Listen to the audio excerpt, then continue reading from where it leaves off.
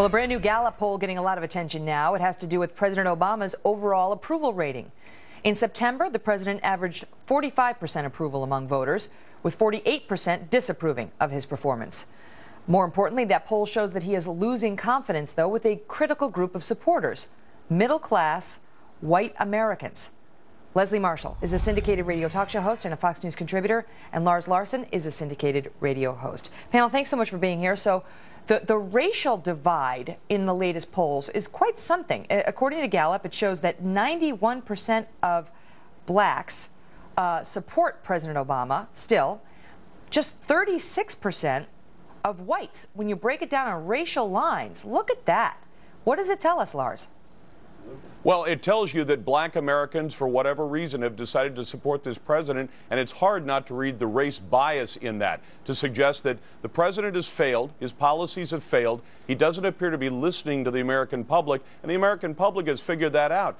And the only ones that are still solidly supporting him by 91% are people who happen to share his skin color. So it's hard not to see that that support is because of skin color. And I would think that if this was reversed, if this was white voters supporting a white candidate in the face of overwhelming failure, that people would say, well, they're supporting him because they're being racist. I think black Americans should be ashamed of those numbers. What do you make of it, Leslie? Rush Limbaugh raised a similar point to the one Lars just made, saying, he said 91% of American blacks give Obama big-time approval numbers.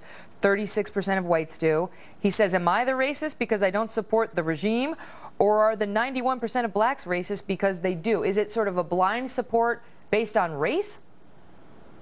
Well, I think, Megyn, I don't want to say birds of a feather flock together, but it's not surprising that certain groups, whether it be based on race, religion, ethnicity, support people. Example, if Mitt Romney were president, I think we'd see Mormon numbers that high. I certainly think if we had a Jewish president, the Jewish community would have numbers that high.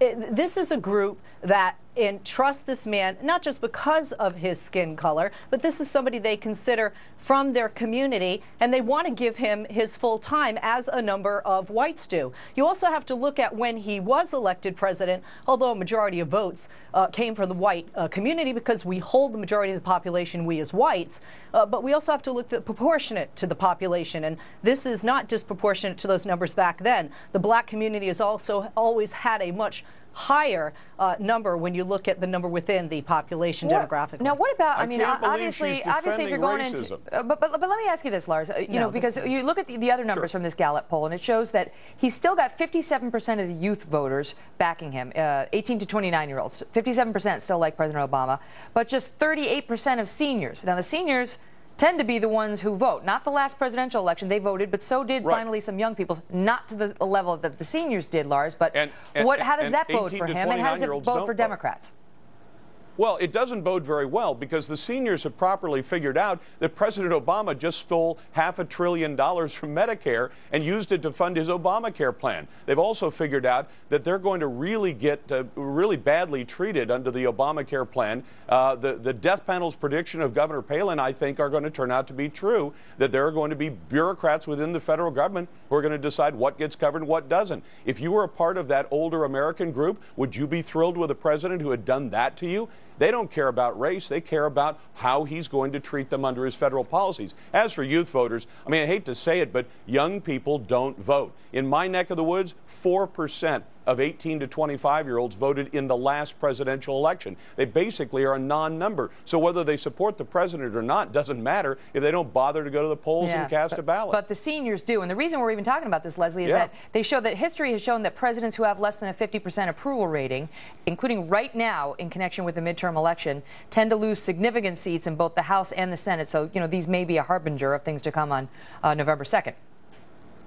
Well, I don't think there's any big surprise there are going to be losses for incumbents on both sides, especially in the House, and I think both sides are ready for that, embracing for that. As to the president, and I've said it before, the better the economy gets, unemployment goes down, the better those numbers will get among seniors and the youth. And remember that the youth did show up in numbers, maybe not in your neck of the woods, Lars, but nationwide for this president, and we're 2 years away from the presidential election, and that is more than 2 lifetimes. Yeah, and that Gallup poll is was actually his highest approval rating if you look at all the polls. Fox News had one that was considerably lower.